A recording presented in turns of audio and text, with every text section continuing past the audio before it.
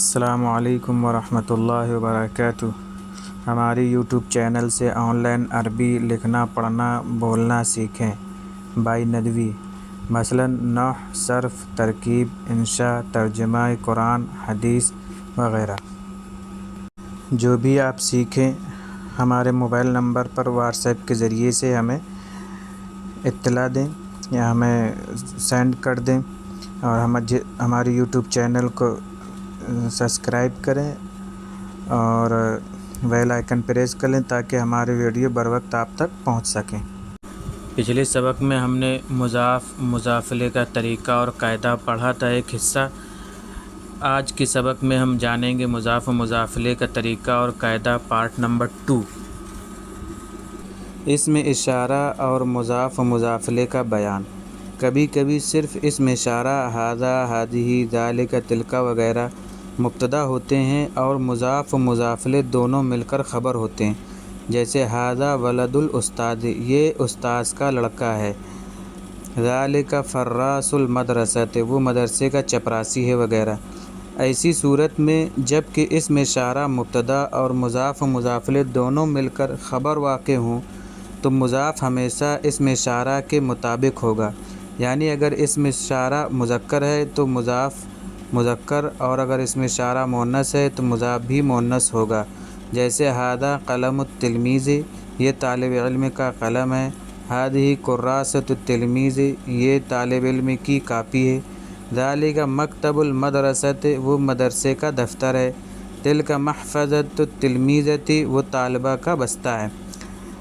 مذکورہ تمام مثالوں میں مضاف اسم اشارہ کے مطابق ہے، جیسا اسم اشارہ ہے ویسے ہی مضاف ہے۔ اسم اشارہ مذکر ہے تو مضاف بھی مذکر ہے، اگر مؤنث ہے تو مضاف بھی مؤنث ہے۔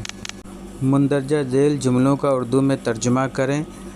ھذہ حجرۃ المؤذن، ھذا سور الجنینۃ، سور معنی دیوار، تلک محطۃ المدینۃ، محطۃ اسٹیشن، اور ذالک کتاب التلمیذ، ھذا باب الحجرۃ، ھذہ مروحۃ المسجد، مروحۃ معنی پنکھا، ذالک بستانی الجنینۃ، بستانی مالی کو کہتے ہیں، ذالک منضدۃ الفصل، ھذہ سمکۃ البرکۃ، ذالک فراش المکتب۔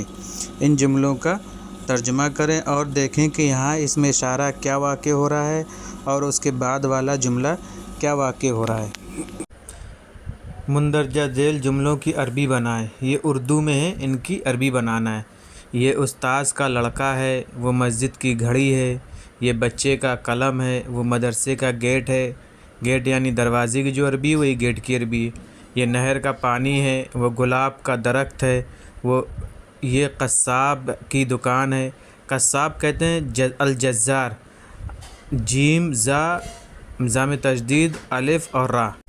وہ اسٹیشن کا قلی ہے، قلی کہتے ہیں حمال کو، بڑا ہا، میم میں تشدید، الف اور لام، حمال قلی۔ یہ مسافر کا بیگ ہے، وہ کسان کا کھیت ہے، کسان کہتے ہیں الفلاح، فا لام الف اور بڑا ہا، کھیت کہتے ہیں حقل کو، ہا بڑا قاف اور لام، یہ کھیت کی عربی ہے۔ مندرجہ ذیل جملوں کی عربی بنائیں۔ یہ میرا دوست ہے، وہ تمہارا گھر ہے، یہ ان سب عورتوں کی کتاب ہے، وہ تم دونوں کے استاد ہیں، یہ ان دونوں عورتوں کا کمرہ ہے، وہ تم دونوں کا بھائی ہے، یہ ہم سب کے والد ہیں، وہ تم سب عورتوں کی والدہ ہیں، یہ ان دونوں کا بستہ ہے، وہ تم سب کا باغ ہے۔ اس میں کچھ معنی لکھ دیے، یہ جو آپ کو معنی نہیں پتہ ہوں گے تو اس سے آپ لکھ سکتے ہیں۔ مضاف و مضافلے کے متعلق کچھ ضروری باتیں۔ کبھی کبھی ایک ہی لفظ مضاف اور مضافلے دونوں ہوتا ہے، اور ایسا درمیانے جملہ میں ہوتا ہے، یعنی بیچ کے حرف میں یہ ہوتا ہے، تو ایسی صورت میں اس کے دونوں حیثیتوں کا لحاظ کیا جائے گا، یعنی مضاف و مضافلے کا خیال کیا جائے گا۔ مضاف ہونے کے لحاظ تو اس طریقے سے کیا جائے گا کہ اس پر الف لام داخل نہیں کیا جائے گا، اور جس لفظ کا مضاف واقع ہوگا اس کو اس سے پہلے لایا جائے گا، اور جس کا مضافلے ہے اس کو اس کے بعد لایا جائے گا۔ اور مضافلے ہونے کا لحاظ اس طریقے سے کیا جائے گا کہ وہ مجرور ہوگا، جیسے ولد استاد المدرسۃ، تو ولد اور مدرسے کے بیچ میں دیکھیے ایک مضاف ہے جو کہ پہلے ولد کا مضافلے بن رہا ہے، پھر مدرسہ کا مضاف بن رہا ہے۔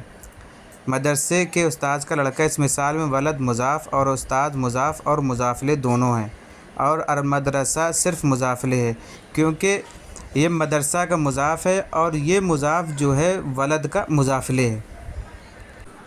لفظ استاد ولدن کا مضافلے ہے، اسی لیے ولدن کے بعد ہے، اور المدرسۃ کا مضاف ہے اسی لیے اس سے پہلے ہے۔ اسی طریقے سے لفظ استاذ پر الف لام بھی داخل نہیں ہے کیونکہ مضاف ہے اور مجرور ہے مضافلے ہونے کی حیثیت سے۔ اسی طریقے سے مندرجہ ذیل مثالوں میں دیکھو، مروحۃ مسجد المدرسۃ، مدرسے کی مسجد کا پنکھا، باب حجرۃ البیت، گھر کے کمرے کا دروازہ، قلم ولد المدرس، استاذ کے لڑکے کا قلم، مدرس کے معنی استاد، سمکۃ برکۃ جنینۃ، باغیچے کے تالاب کی مچھلی۔ ان تمام مثالوں میں درمیان میں یعنی بیچ میں آنے والے تمام لفظ مضاف اور مضافلے دونوں واقع ہو رہے ہیں اور ان میں دونوں حیثیتوں کا لحاظ کیا گیا ہے۔ یہ تمام جملے مرکب غیر مفیدہ ہیں۔ اگر آپ انہیں مرکب مفیدہ بنانا چاہیں تو خبر کو الگ سے ذکر کرنا ہوگا۔ البتہ خبر کے ذکر میں گزشتہ قاعدے کو ملحوظ رکھا جائے گا کہ خبر مضاف ہی کے موافق ہوگی، لیکن سوال یہ ہے کہ اب جملے میں دو مضاف ہیں، پہلا لفظ اور درمیانی لفظ، ان میں سے کس کی رعایت کی جائے؟ تو یہ سمجھ لینا چاہیے کہ ہمیشہ پہلے والے مضاف کی رعایت ہوگی، خواہ درمیان میں ایک مضاف ہو یا اس سے زیادہ، جیسا کہ آئندہ آ رہا ہے۔ مندرجہ ذیل جملوں کا اردو میں ترجمہ کریں۔ مروحۃ مسجد المدرسۃ متحرکۃ، متحرکۃ کے معنی حرکت کرنے والا یعنی یہ چل رہا ہے۔ باب حجرۃ البیت مفتوح، مفتوح کے معنی کھلا ہوا۔ قلم ولد المدرس جمیل، مدرس ٹیچر۔ سمکۃ برکۃ الجنینۃ لذیذۃ، ولد فراش المدرسۃ صالح۔ کراسۃ تلمیذ الکلیۃ، کلیۃ کالج، جدیدۃ۔ جدول کتاب التلمیذ طویل، جدول فہرست۔ مدیر بنک المدینۃ نبیل، نبیل کہتے ہیں شریف کو اور مدیر کہتے ہیں ایڈیٹر کو۔ رائحۃ خوشبو، زہرۃ پھول، ورد گلاب، جیدۃ اچھا۔ وظیفۃ خفیر القریۃ شاقۃ، خفیر کہتے ہیں چوکیدار کو، وظیفۃ کہتے ہیں ڈیوٹی کو، شاق کہتے ہیں مشکل کو۔ ان جملوں کا اردو میں ترجمہ کریں اور یہ دیکھیں کہ مضاف اور مضافلے کون ہے، مضاف بھی بن رہا ہو ایک لفظ اور وہ مضافلے بھی بن رہا ہو اور اس کی خبر کیا ہے۔ مندرجہ ذیل جملوں کی عربی بنائیں۔ شہر کے تالاب کا پانی صاف ستھرا ہے، مدرسے کی مسجد کا صحن کشادہ ہے، استاذ کے لڑکے کا قلم تراش عمدہ ہے، اسٹیشن کے دفتر کا چپراسی سست ہے، گاؤں کے کسان کا لڑکا تھکا ہوا ہے، گھر کے کمرے کی گھڑی قیمتی ہے، درس گاہ کی دیوار کا رنگ نیلا ہے، کمرے کی کھڑکی کا پردہ خوبصورت ہے، کالج کی طالبہ کا بستہ پرانا ہے، مالی کے لڑکے کا کپڑا صاف ستھرا ہے۔ یہ جو نیچے جو لکھے ہیں یہ انہی جملوں کے جو معنی ہیں یہ لکھے ہیں۔ الفناء صحن، الوسیع وسیع معنی کشادہ، مبرأۃ قلم تراش، ثمین قیمتی وغیرہ۔ کبھی کبھی کئی الفاظ اس طریقے سے ہوتے ہیں جو مضاف و مضافلے دونوں واقع ہوتے ہیں، ایسی صورت میں بھی ان تمام الفاظ کے دونوں حیثیتوں کا لحاظ کیا جائے گا، جیسے ولد فراش مکتب المدرسۃ صالح، مدرسے کے دفتر کے چپراسی کا لڑکا نیک ہے۔ اسی طریقے سے جملہ اس سے بھی بڑا ہو سکتا ہے، مثلاً لون قلم ولد استاد المدرسۃ ازرق، مدرسے کے استاذ کے لڑکے کے قلم کا رنگ نیلا ہے۔ ستارۃ نافذۃ حجرۃ مؤذن المسجد جمیلۃ، مسجد کے مؤذن کے کمرے کی کھڑکی کا پردہ خوبصورت ہے۔ دیکھیے جب بھی مضاف ہو رہا ہو اور پھر وہ وہی لفظ مضافلے بن رہا ہو تو جتنے بھی مضافلے ہو کر جو لفظ بن رہے ہیں وہ جتنے بھی آئیں گے بیچ میں، ان میں کسی میں بھی الف لام نہیں لگے گا، لیکن زیر ضرور آئے گا۔ سب سے آخر کا مضافلے جو ہوگا اس پر الف لام آئے گا اور زیر بھی آئے گا۔ ان تمام مثالوں میں پہلا لفظ مضاف ہے اور خبر سے پہلے والا لفظ مضافلے ہے۔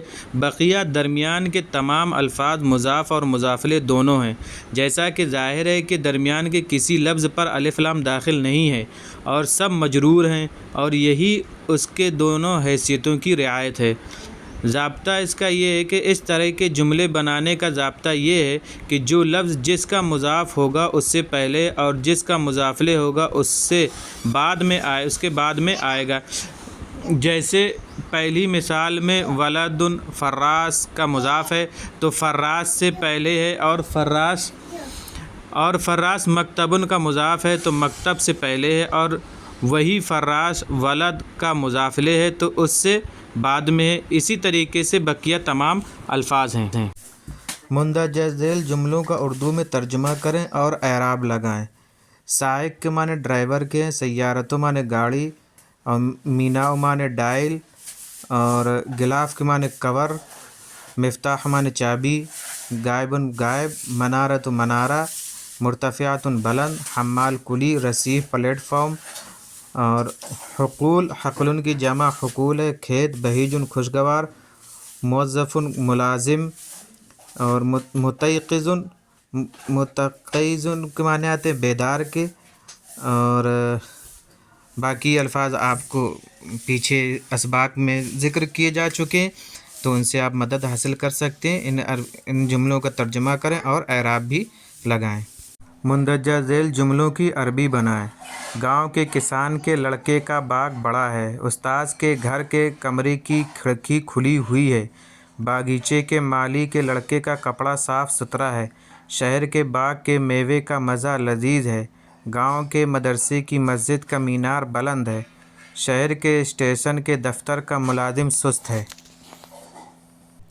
مدرسے کی مسجد کے مؤذن کا کمرہ بند ہے۔ ان اردو کے جملوں کو عربی میں بنائیں۔